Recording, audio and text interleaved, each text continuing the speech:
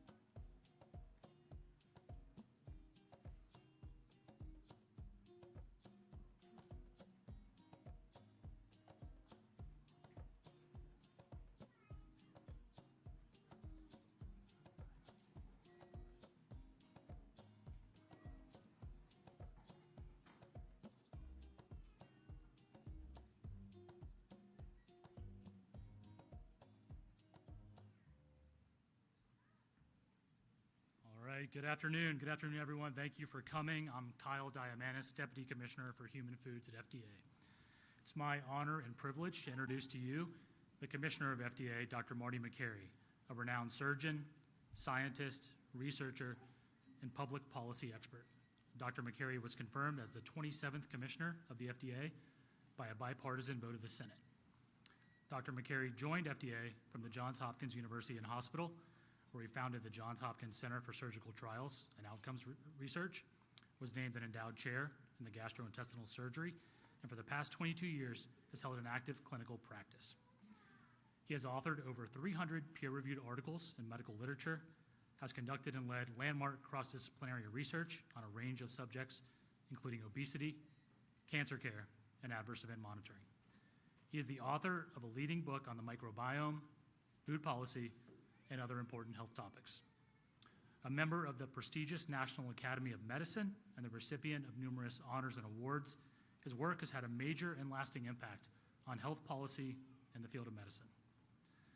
One of the things I appreciate about Dr. Makary is that he cares deeply about people and has devoted his life to service. He was in the operating room caring for a patient the day before his Senate confirmation hearing last month. We're lucky to have him as our commissioner. He's all about helping people and driving outcomes, and today is another example of that. Please join me in welcoming FDA Commissioner Dr. Marty Makary.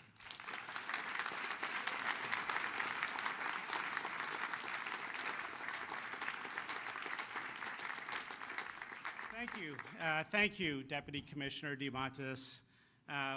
Good afternoon, Mr. Secretary, Dr. Bhattacharya, Governor, Speaker, the many Maha moms and the kids here supporting the effort. Thank you for being here. Thank you. That's great.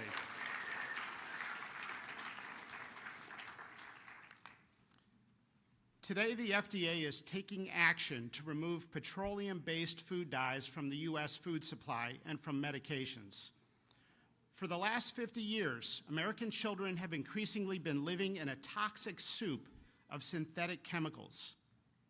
The scientific community has conducted a number of studies raising concerns about the correlation between petroleum-based synthetic dyes and several health conditions, such as attention deficit hyperactivity disorder, obesity, diabetes, insulin resistance, cancer, genomic disruption, GI issues, as I've seen in the hospital, and allergic reactions. For example, this Lancet study conducted a randomized, double-blinded, placebo-controlled study on food dyes and concluded that artificial colors in the diet, quote, result in increased hyperactivity. So why are we taking a gamble? Parents, moms and dads, have also tried to raise attention to the issue. Some parents have observed that these chemicals cause hyperactivity and even aggressive behavior, and that it subsides when the chemicals are removed from the diet of the child, and sometimes even reoccurs when those petroleum-based chemical dyes are reintroduced. As I know from my experience taking care of children as a doctor, you have to always listen to the mom. Other studies have found that artificial colors that create vibrant colors mess with the child's developing brain to make ultra-processed foods more attractive, even when the child already feels full. These studies have associated food colors directly with obesity and diabetes. Well, America's children are sick and suffering. 41% of children have at least one health condition, and 1 in 5 are on medication. The answer is not more Ozempic, more ADHD medication, and more antidepressants. There's a role for those medications, but we have to look at underlying root causes. The F in FDA stands for food. Now, there's no one ingredient that accounts for the child chronic disease epidemic. And let's be honest, taking petroleum-based food dyes out of the food supply is not a silver bullet that will instantly make America's children healthy, but it is one important step.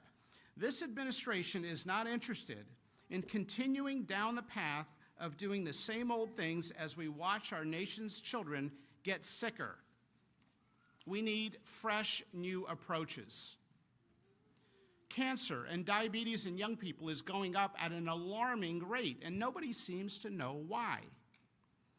We have to turn our attention to underlying causes, such as chemicals and toxins that children are exposed to, not just more insulin and chemotherapy. And let's not forget that the best way to lower drug prices is to stop taking drugs we don't need. 30 states concerned about this very issue have introduced bills or laws with a patchwork of standards for food companies. So the food industry, which has many good people, has asked for clarity. So today the FDA is taking the following steps. Number one, establishing a national standard and timeline for the food industry to transition from petroleum-based food dyes to natural alternatives. Number two, initiating a process to revoke authorization of synthetic food colorings, including those not in production, namely citrus red number 2 and orange B, within the coming weeks. Number three, taking steps to eliminate the remaining 6 synthetic dyes on the market from the U.S. food supply, specifically red dye number 40, yellow dye number 5, yellow dye number 6, blue dye number 1, blue dye number 2, and green dye number 3. By the end of next year.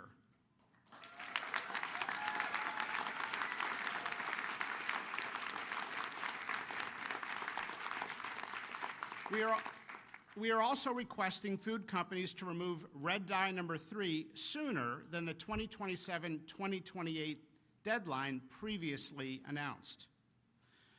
These steps that we are taking means that the FDA is effectively removing all petroleum-based food dyes from the U.S. food supply.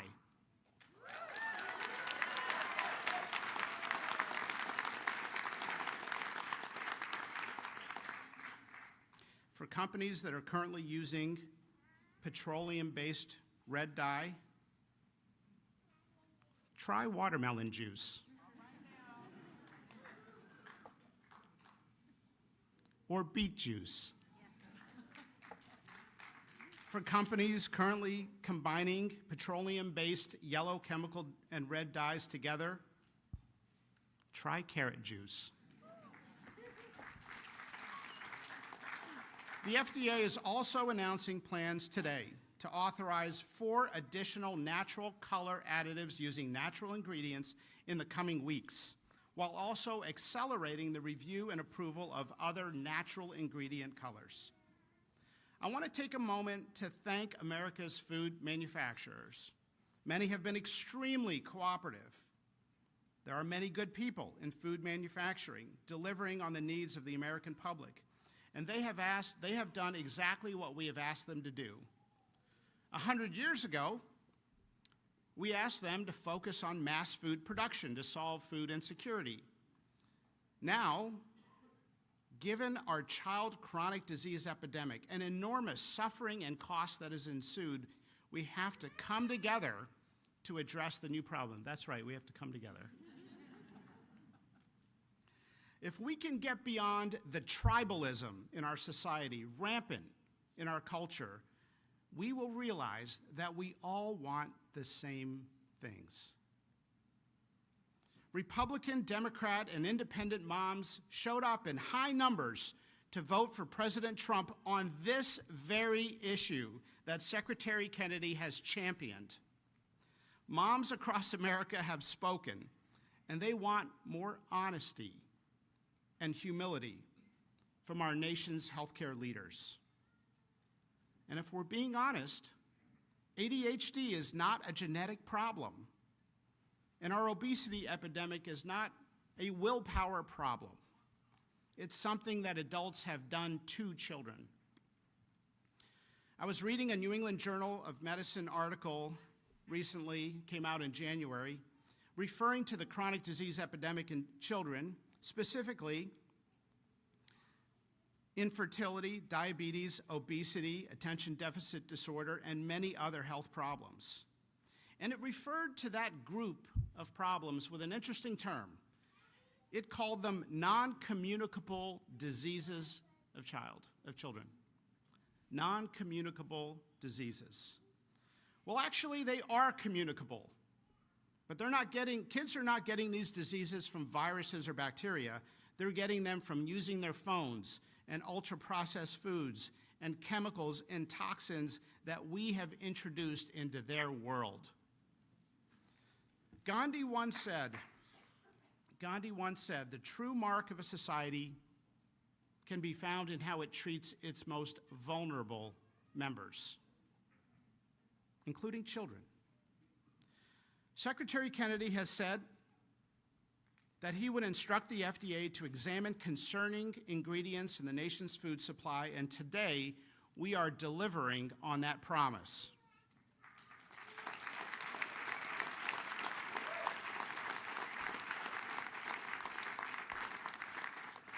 To be clear, the transition from petroleum-based food dyes to natural ingredient food dyes will not increase food prices.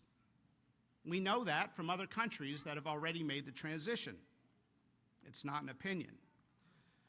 Today's announcement fulfills the administration's promise to use both gold standard science and common sense.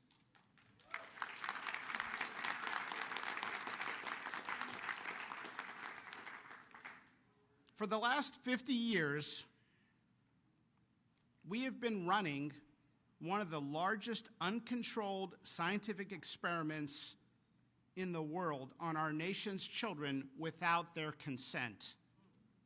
And today, we are removing these petroleum-based chemicals from their food supply.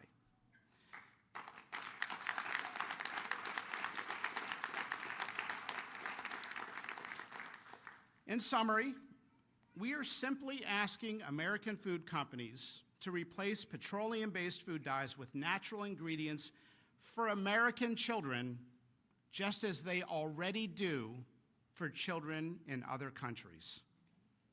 American children deserve good health. Thank you.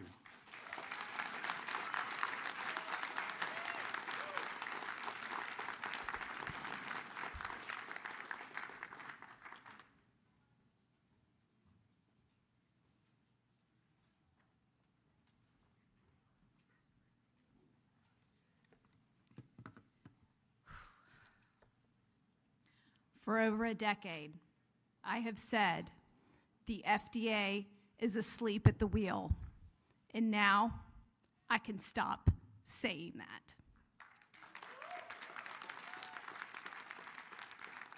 Hi, I'm Vani Hari.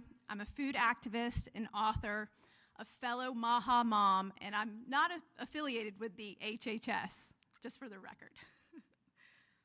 Thank you, Commissioner Dr. Marty McCary. Thank you, Secretary Kennedy, and everyone here at HHS that has made this swift action possible.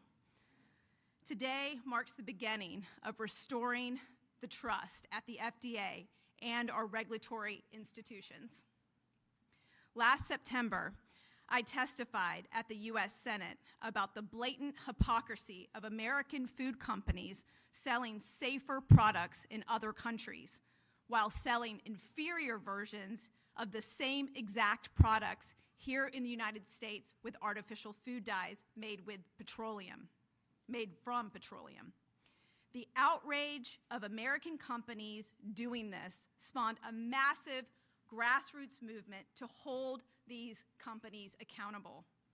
1,000 concerned citizens, moms, children, elected officials, health leaders from across the nation gathered in Battle Creek, Michigan last fall asking Kellogg's to remove the dyes they don't use in other countries.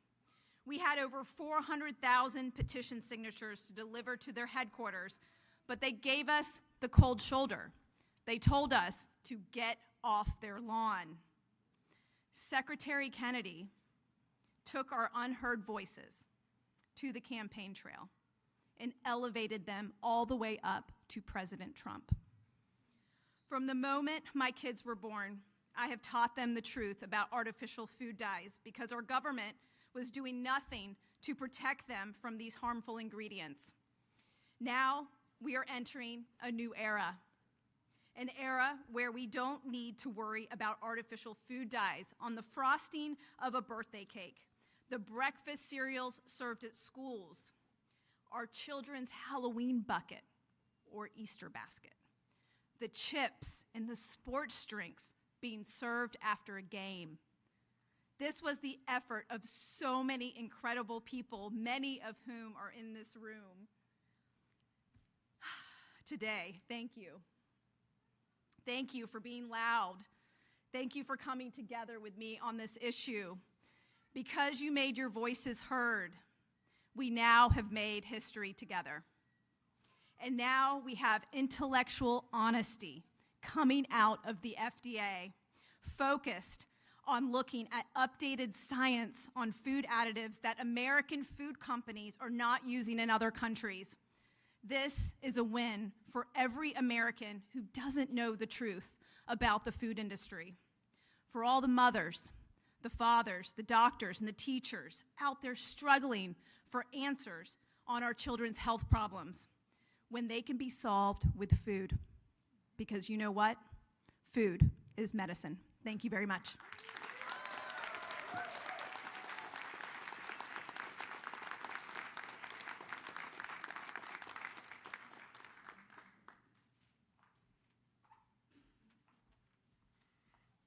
Hello, everyone. Thank you, Mr. Secretary, Commissioner McCary, Governor Morrissey, and the rest of the crew here to fight the good fight. And I was reflecting on a friend of mine who was a pediatrician who once said that if a foreign nation was doing to our children what we are doing in America, we'd go to war to protect them. And I think we don't need to do that anymore because we have a champion in Secretary Kennedy and Commissioner McCary to really make a change that we need in America. I'm Dr. Mark Hyman. I'm a practicing physician. I'm speaking on behalf of myself and not HHS. I'm a lifelong advocate for addressing chronic disease through food. And I'm here today because our food system, specifically our regulatory system for food additives and dyes, is failing to protect the health of the American people, especially our children. Every day, Americans consume thousands of chemicals in our food, many of which have never been independently tested for long-term safety. Artificial dyes like Red 40 and Yellow 5, emulsifiers, preservatives, and so-called natural flavors have been linked in studies, many studies, to behavioral issues, to metabolic dysfunction, to inflammation in the body. And these aren't just theoretical risks. We're seeing rising rates of chronic diseases linked to food dyes and other additives like ADHD, obesity, autoimmune diseases, allergies, endocrine disruption, and even cancer. The highest levels of scientific evidence shows that these food dyes cause increased hyperactivity, reduced attention span, irritability, sleep disturbances in both children with and without pre-existing behavioral disorders. Now, these effects can occur at doses within the range of typical consumption for many kids, which is often in the many milligram doses. Is it any wonder that there's been 1,000% increase in ADHD since 1970? 1,000%. No parent should have to guess whether the food they're giving their child contains substances banned in Europe but allowed here. No doctor should watch their patients struggle with chronic illness tied to ultra-processed food and be powerless to change it because our food policies lag decades behind the science. It's time, and it is time, it's happening, that the FDA and HHS is demanding full transparency, independent review, and science-based safety standards for every substance added to our food. Americans deserve a food system that protects their health and not corporate interests. Thank you.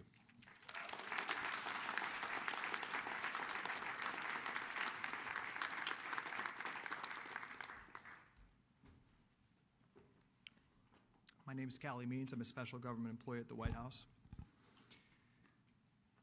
And if you look around the building here, this building is the home to the largest department in the U.S. government, the largest budget for any department of any government in the history of human civilization is this building. And 90% of that spending is because we are poisoning our population with chronic disease. 90% of the spending from this building, and the spending from this building is 5 times what it is in Spain per capita, 4 times what it is in Italy. It is because we are poisoning our children. And 2 words are ringing out around the world from this building today, and those 2 words are common sense. I have had countless meetings with the food industry. They've talked to the media about this. They lecture us about not being scientifically rigorous on these policies with food dyes. Well, let's think about what that study would actually entail. A peer-reviewed, placebo-controlled study would involve giving these children shots of crude oil every single day for years and seeing what happens. When a study itself that the industry is telling us to do is on its face unethical, we clearly have a problem. This is also a day where the cries and the shouts and the applause from Maha moms during the campaign are ringing out across the country. Look at what we have here today. We have people like Dr. Mark Hyman who've been fighting this and talking about the real science for decades. We have Vani Hari, who's been advocating, shouting into the darkness for years on this issue. We have Maha moms, we have children. They gave President Trump and Secretary Kennedy a sword during this campaign. Secretary Kennedy and President Trump are walking with the Maha moms behind them. And what's happening today, and I have a plea for the media, let's not cover this cynically. This is a major win. This is a major win among grassroots forces against special interests. These are things, as you know, the industry has been fighting for years and years and years. These are things that a year or 2 years ago would have been absolutely out of the question to ever have happened. This is a major, major win. And I have a plea also, quite candidly, for Democrats. I've met with Cory Booker. I've met with a lot of people that care about this issue. Where are you? Come to HHS, come to the FDA, and work with this administration on these unimpeachable issues. This is our children's lives at stake. We are poisoning our children. This is a monumental day of turning the tides in this country. And I just want to introduce the Speaker of the Utah House and recognize the incredible state leadership, 25 states around the country, inspired by Secretary Kennedy, inspired by President Trump, who've passed Maha bills and given the leverage for the federal government to be here today. So I want to introduce Speaker Mike Schultz.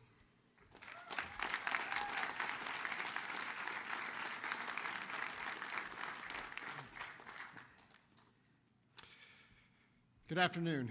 I'd like to start by giving a shout out to my colleagues in the Utah House of Representatives and the Utah Senate, 10 of which came to be here with us today. Thank you. Because you see, real change doesn't happen easy.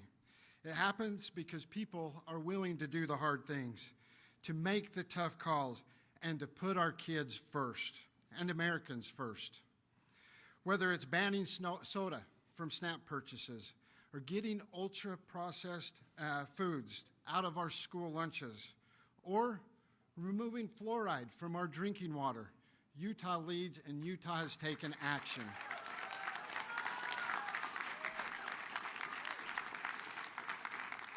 This year, we passed a ban on dangerous chemicals and synthetic dyes in school lunches. In fact, one of our largest school districts has been doing this for 3 years already, showing that we can provide a healthy environment for our kids without overburdening our schools and our school systems. These decisions aren't easy, and they're not always popular. But the mark of leadership is doing the right thing, even when it's hard. Secretary Kennedy can attest to that. While we're proud of the work we've done, we know that this fight isn't over. And it's not won in a single session, or in a single bill, or by a single state. It takes collaborative, sweeping approach to bring people together, local, state, and federal governments, all pulling in the same direction.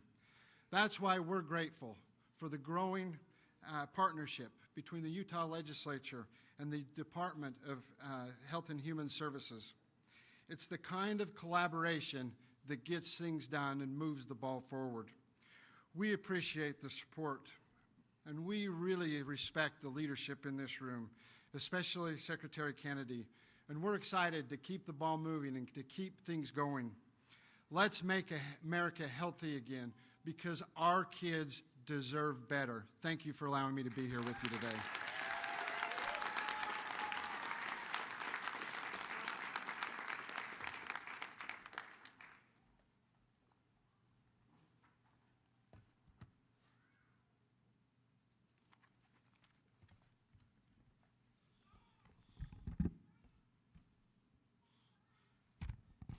Well, good afternoon. What a wonderful time to be here at HHS today. I just want to start out and thank the Health and Human Services Secretary, Robert F. Kennedy, for his vision and for all the amazing work that he and his team have done in just a very short period of time.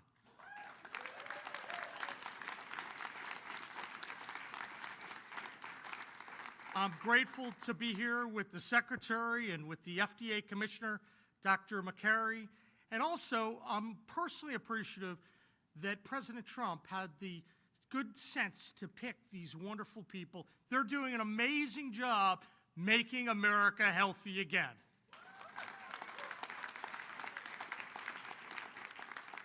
I also look around this room and I see a lot of leaders of the MAHA movement and their mission of making their states and their country healthy again. And I know there's some people here from West Virginia, some of our leaders who really led the way for the recent legislation, which maybe had something small to do with why we're here today. So Senator Barrett and Senator Chapman, and there are a couple other folks here, I'm just grateful for your leadership on the ground, because when we win on all these issues, we win as a team, and we have a great team here today.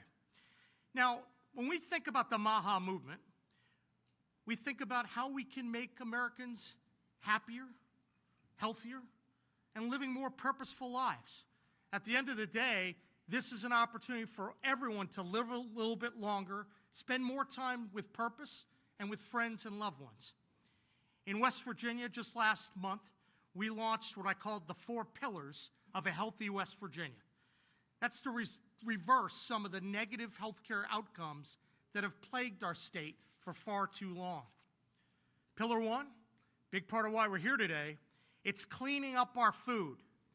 I want to get the crap out of our food and improve the quality of school meals. We passed the law in West Virginia because we thought our kids and our citizens deserve better.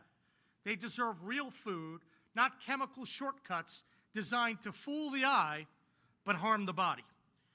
That's what making America healthy again means to us. It's not just a slogan, it's a mission. And it starts with protecting the most vulnerable among us, our children. Now in West Virginia, we've launched a statewide walking challenge. We've called it the Mountaineer Mile. We're reforming our SNAP system to reward healthy choices. And we're holding a line on harmful food additives. Because when taxpayer dollars are involved, they should fuel health, not disease. And as part of this process, thank you. That's a pretty basic concept, I think. As part of this process, I think all of us know that a national discussion is needed. So we've been fortunate to help lead the way in West Virginia, but I'm so thankful for the leadership on the national level. That's the best way we do it, because we need consistent policies across the nation that clean up our food. So we're appreciative to Secretary Kennedy and the Trump administration for the bold steps to begin removing harmful dyes in food products across the country. I think it's going to protect kids who often fall victim to these processed foods. West Virginia, we're committed to helping lead the nation toward a healthier future. Let's go clean up our food, let's lift up our families, and let's move our country forward. Thank you, and let's get to work.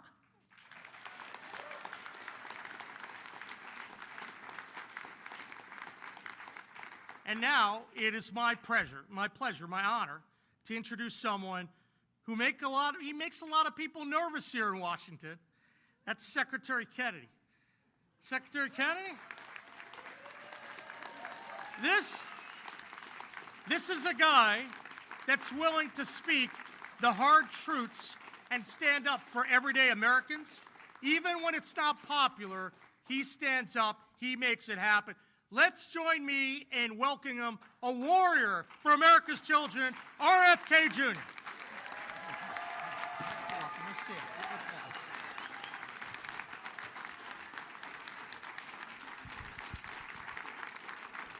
Thank you, Governor Morrissey. Thank you, Speaker Schultz.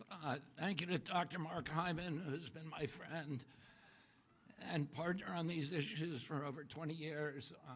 Thanks, Vonnie Harry, who's been an extraordinary leader. And then Marty McCary, I'm so grateful that you agreed to join the administration. And Jay Bhattacharya, will you guys come up here and stand behind me? We have an amazing team at HHS. When my uncle was president in the 1960s, we had the healthiest people in the world. And one of the basic assumptions of our country was that because we were robust people, because we were vigorous, because we were tough, we had what my uncle called this beef jerky toughness, that was responsible for our country being the land of the brave and the home of the free, the greatest industrial power in the world, the wealthiest country. We owned half the wealth on earth when my uncle was president, and part of that was because of the vigor of our society. And that's one of the reasons he started the Presidential Council on Physical Fitness, because he saw that he felt that Americans were getting soft, and it was going to steal from us and erode all of our leadership, our moral authority, and our values, and our role as an exemplary nation. And since his death, we've had this extraordinary chronic disease epidemic. When my uncle was president, 3% of American kids had chronic disease. Today, it's around 60%. And these are a broad category, the ones that Marty mentioned, like ADHD, the neurological disorders, ADD, ADHD, speech delay, language delay, tics, Tourette syndrome, narcolepsy, ASD, and autism. All of these are injuries that I never heard of when I was a kid. They were not part of the nomenclature. They weren't part of the dialogue. There was zero spent in this country treating chronic disease when my uncle was president. Today, it's about $1.8 trillion annually. It's bankrupting our nation. 74% of American kids cannot qualify for military service. How are we going to maintain our global leadership with such a sick population. We have all these autoimmune diseases, these exotic diseases. And again, I never heard of juvenile diabetes, rheumatoid arthritis, lupus, Crohn's disease, and 100 others that were just unknown when I was a kid. I never knew anybody with a peanut allergy. I never knew anybody with a food allergy. Why do 5 of my 7 kids have allergies? I never knew of anybody who had eczema. I knew of a very small number of children who had asthma, but that has exploded as well today. And our fertility is dropping dramatically. Teenagers in this country today have the same testosterone levels as 68-year-old men. Our girls are reaching puberty 6 years early, from 10 to 14 years old. And this is existential for our country. And we have to address it. And one of the, probably, when I met with, and I want to commend the food companies for working with us to achieve this agreement or this settlement. And when I went in a few months or about a month ago to meet with the food companies, I was talking with my staff about these petroleum-based dyes, and I said, if they want to add petroleum, if they want to eat petroleum, they ought to add it themselves at home. But they shouldn't be feeding it to the rest of us. And without our knowledge or consent. And unfortunately, we're going to get rid of the dyes, and then one by one, we're going to get rid of every ingredient and additive in food that we can legally address. One of the problems is that the industry, which all of these industries, cast a dark shadow historically over this agency. And there's so many conflicts that we are now systematically eliminating. That has allowed them to suppress the science. There's shockingly few studies, even on food dyes, and on all these other ingredients as well. And Jay Bhattacharya, who is here and who is running, the director of NIH, is now narrowly targeting these kind of food additives for scientific study, so that one by one we can start eliminating them where they can. Where we can't, there's things that we'll never be able to eliminate, like sugar. And sugar is poison, and Americans need to know that. It is poisoning us. It's giving us a diabetes crisis. When I was a kid, I always say this, a typical pediatrician would see 1 case of diabetes in his lifetime. Today, it's 1 out of every 3 kids who walk through his office door. In our most recent study from NIH, 38% of American teens, it's half our adult population. This is existential. We are spending as much on mitochondrial disorders like diabetes as we spend on our military budget. We can't continue to exist like this. And the problem is industry is making money keeping us sick. As Jay pointed out, ADHD is associated with all these behavioral disorders. But those disorders are treated not by changing our diet, but providing medications to treat our kids. And they get medicated, and that's the only solution. And, I would point out that there is part of the etiology of these diseases is a kind of media malpractice, a mass psychosis that has our media not talking about this. And one of the possible reasons for that is the amount of money that's coming from the pharmaceutical companies into our media and from these food companies, or the advertising.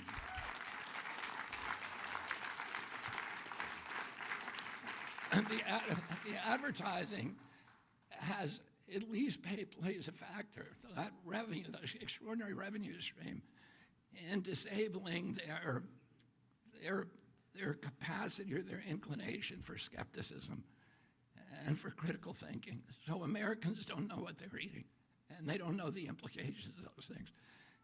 And for those products, Mark Hyman says in his book, the 10-day sugar detox diet, which I'll give a plug to, is a very good book.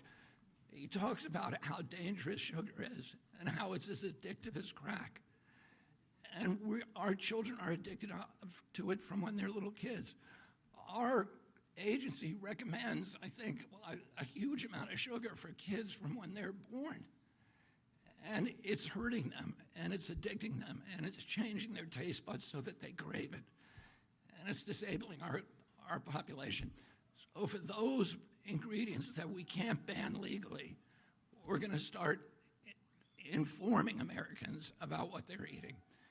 And we're going to try to work with Congress and the White House to make sure that we have adequate labeling so mothers who go into the grocery stores know what is good for their children and what is not.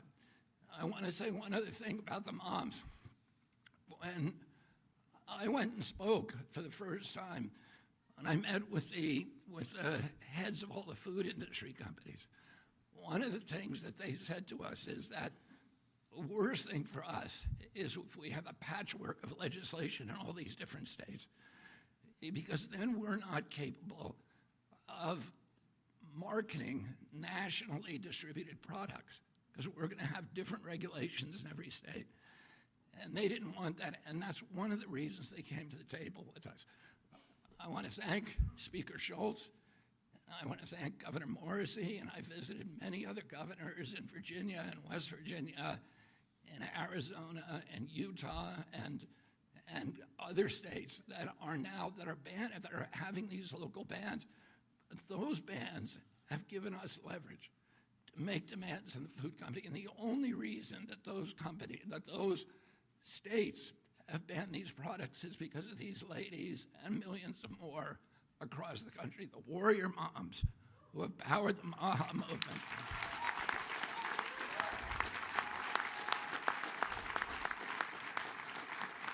And I just want to urge all of you, it's not the time to stop. It's the time to redouble your efforts, because we have them on the run now, and we are going to win this battle. And 4 years from now, we're going to have most of these products off the market, or you will know about them when you go in the grocery store. So I want to thank you.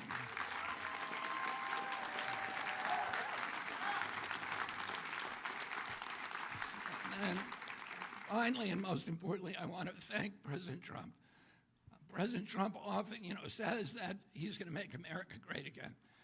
But he knows that he cannot make our country great again if our country is weak, if we're not healthy, if we don't have vigor, if we're not a robust people. He says that he's going to restore the American dream, and a healthy person has 1,000 dreams. The sick person only has one. And right now, there's 60% of the people in this country who have only one dream, that they can make it through a day without pain, with energy, without having to take medications. And we are going to change that for our country. And I want to thank the moms and thank President Trump for his confidence in my leadership and for allowing me to surround myself with such an extraordinary team of scientists who are going to restore transparency to this agency. We're going to do replicated science. We're going to restore gold standard science so we know what's in our food and we can eliminate it. Thank you all very much.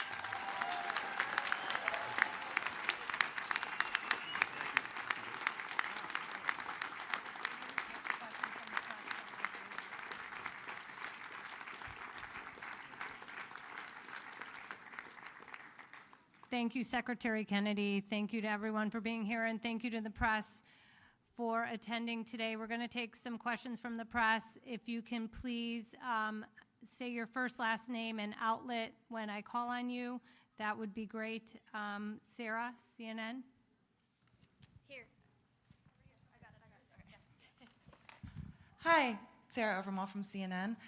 Secretary Kennedy, you talked about how sugar is poison and how it's addictive. Is that the next step for you, looking at policies to reduce or even eliminate sugar in food products?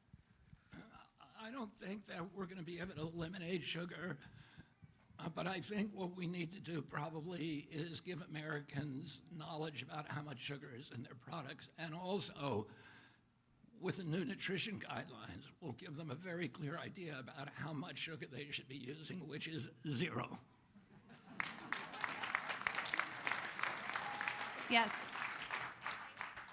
Hi, Helena Bottomiller-Evich with Food Fix.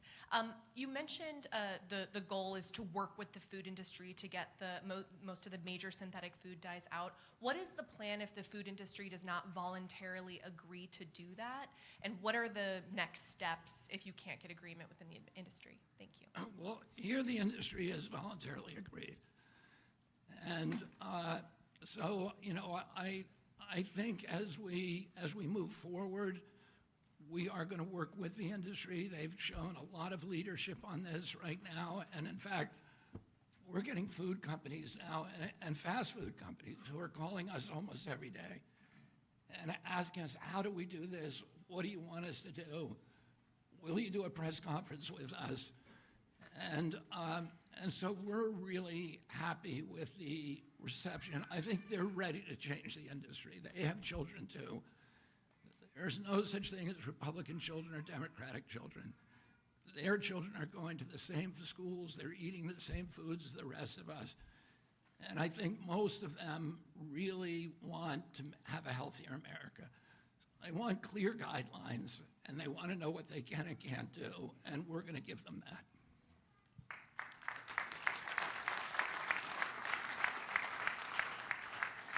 Yes. Hi, Margaret Manto with Notice. I'm wondering if there's any pharmaceutical additives that you'd like to eliminate?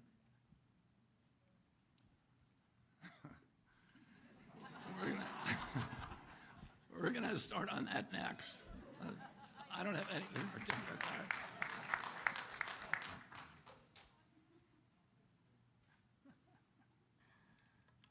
Yes, in the white. Hi, Emily Kopp, Daily Caller. When will HHS FOIA offices be restored? This is important for many of your stated priorities, adverse events, food.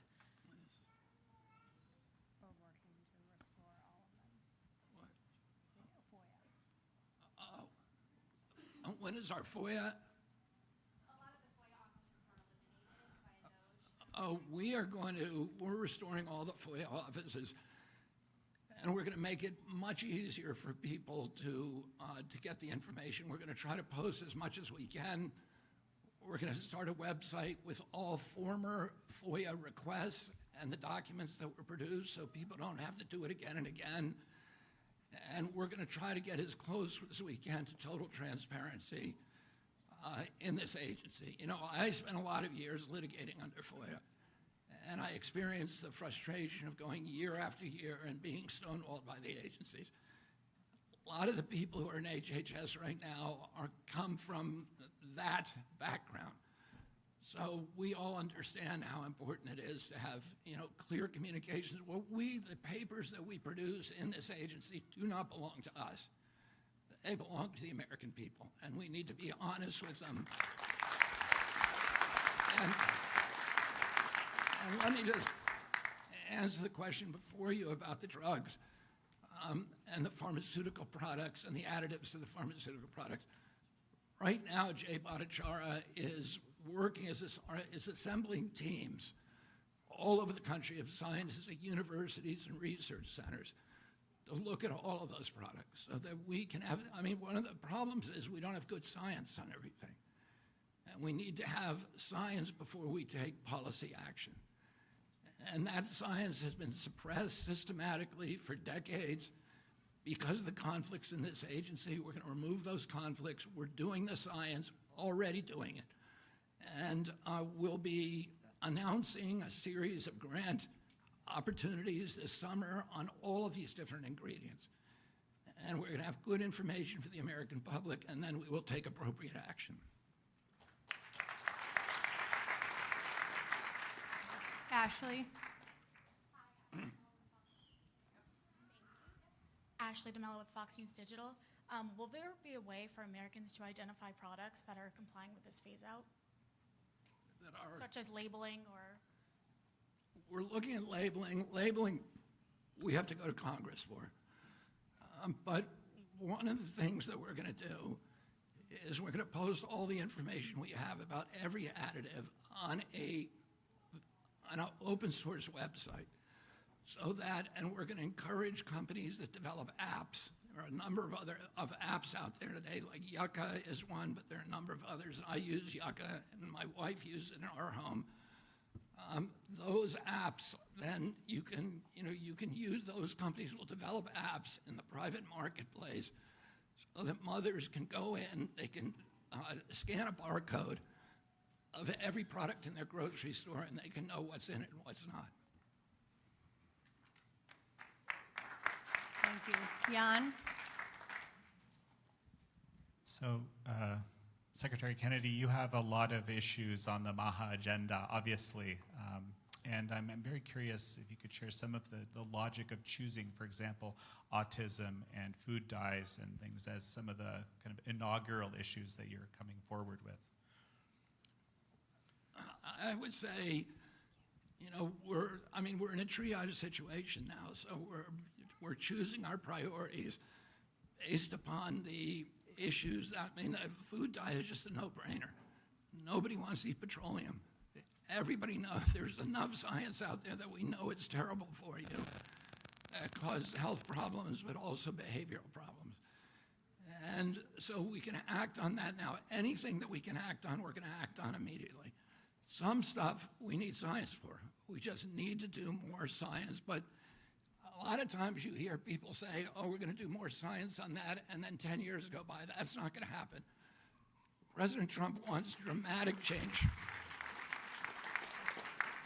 President Trump wants dramatic change in the next 2 years, and we're going to deliver that for him. In terms of autism is a priority. We've gone from 1 in 10,000 now to 1 in 31, 1 in every 20 boys. This is 1,000 times more impactful to our country from an economic point of view, from a moral point of view, from just from the perspective of just our national well-being. That it has to be. It's costed by 2035. It's going to cost us, autism alone, just one of these chronic diseases will cost our country $1 trillion a year.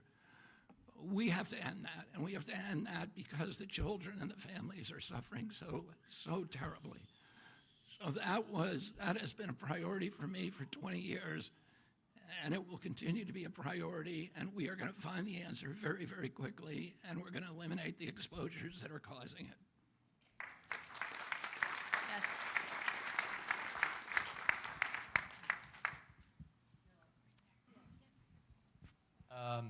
Secretary Kennedy, Issam Ahmed here from Agence France Presse.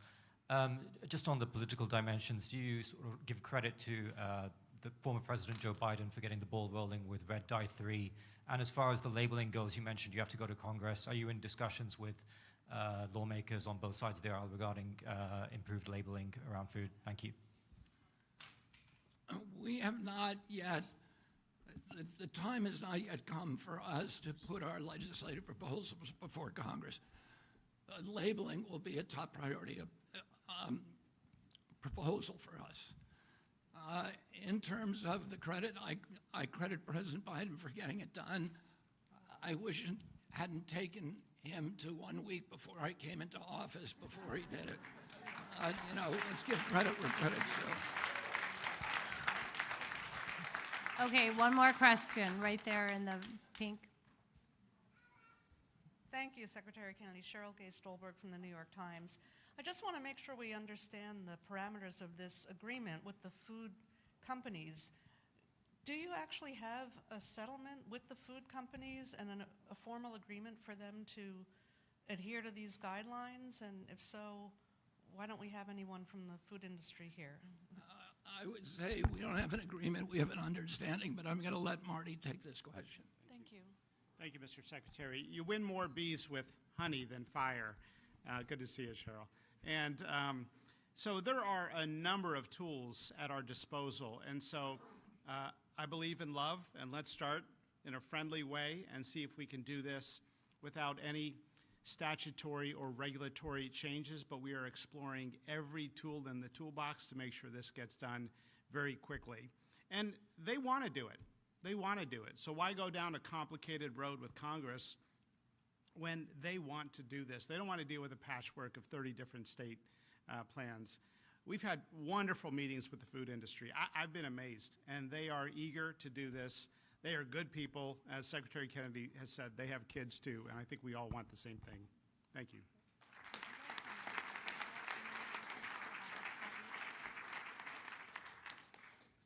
So I just wanted to make a couple of comments about the role of the NIH in all this. One of the major problems that I think that parents around the country have faced is when they go to the scientific literature, they come back with a stone wall.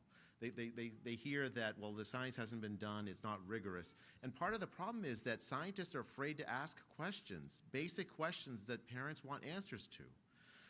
Secretary Kennedy has asked me to, for instance, to initiate a study on autism, the cause of the rise in autism. It's a question that is at the front of the minds of so many parents across the country worried about their kids. And yet, scientific progress on this has been slow because scientists are frankly scared to ask the question. The goal of my leadership at the NIH is going to make it so that those questions are no longer taboo among scientists. Scientists need to work on the things that actually are at the top of the minds of the American people. The mission of the NIH is to do research that extends the life expectancy and improves the health of the American people. And that's exactly what we're going to do. Since 2012, the United States has seen no increase in life expectancy, none. And it collapsed during the pandemic, and only recently has it started to come back up to 2019 levels. That is a situation that is a catastrophic failure of the American public health system, and it frankly is also a failure of American scientists to address the key drivers of this enormous chronic disease crisis we're facing. And I'm really grateful to Secretary Kennedy for his leadership, and I'm grateful to President Trump for his leadership in giving us the opportunity to turn the ingenuity of American scientists to the questions of how to improve American health and to make America healthy again. Thank you. Thank you, everybody.